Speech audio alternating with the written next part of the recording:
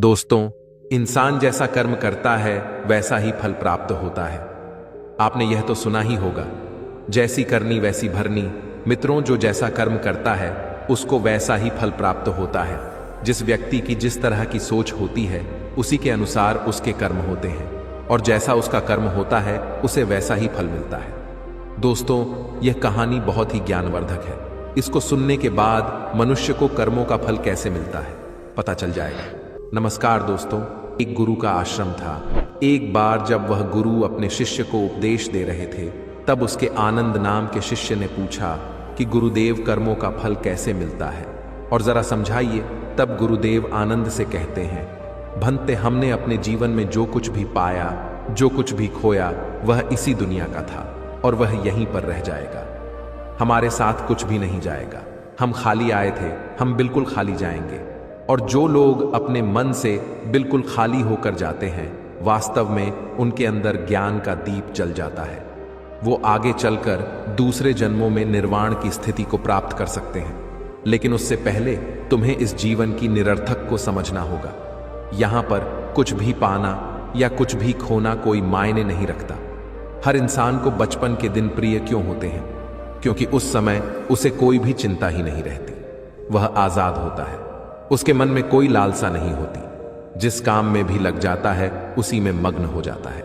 लेकिन जैसे जैसे इंसान की आयु बढ़ने लगती है, वैसे वैसे उसकी इच्छाएं, उसकी कामनाएं दिन ब दिन बढ़ती जाती हैं। और इसीलिए अक्सर इंसान भविष्य की तैयारी में लगा रहता है या फिर अतीत के बारे में सोचता रहता है और वह वर्तमान में जीना भूल जाता है।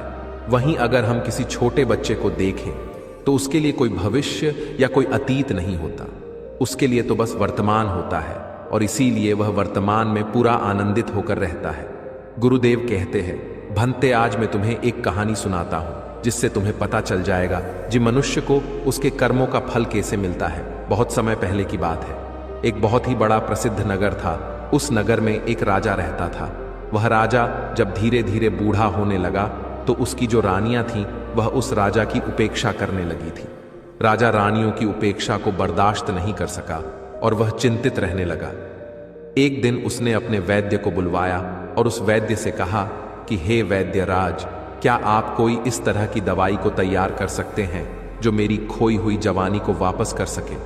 उस वैद्य ने सोचा कि यह राजा तो बड़ा ही मूर्ख है। यह फिर से जवान होना चाहता है। यह जानता है कि इस संसार में व्यक्ति यदि एक बार बूढ़ा हो गया तो दोबारा वह जवान नहीं हो सकता है। और यह मुझसे कह रहा है कि मुझे ऐसी दवाई तैयार करके दो जिससे मेरी खोई हुई जवानी वापस आ जाए।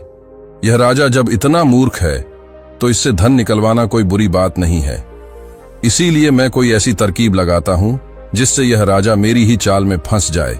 उस वैद्य के मन में राजा के प्रति जो भावना थी वह अच्छी नहीं थी। वह उससे धन लेना चाहता था और उस राजा की मूर्खता पर वह उसका राज्य पाठ भी हड़प करना चाहता था।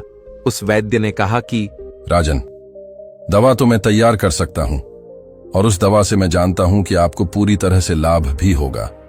लेकिन इसके लिए मेरे द्वारा जो भी बातें हैं वह आपको स्वीकार करनी होगी और उसका आपको पालन भी करना होगा। राजा ने पूछा कि कौन सी बातें हैं? उस वैद्य ने कहा कि इसके लिए आपको करीब 8 महीने तक तहखाने में रहना होगा। राजा ने कहा कि किस लिए? वैद्य ने कहा कि यह दवा तभी अपना प्रभाव डाल पाएगी जहां पर सूर्य की किरण न पहुंच सके। तहखाना ऐसी जगह है जहां पर सूर्य की किरण नहीं पहुंच सकेगी।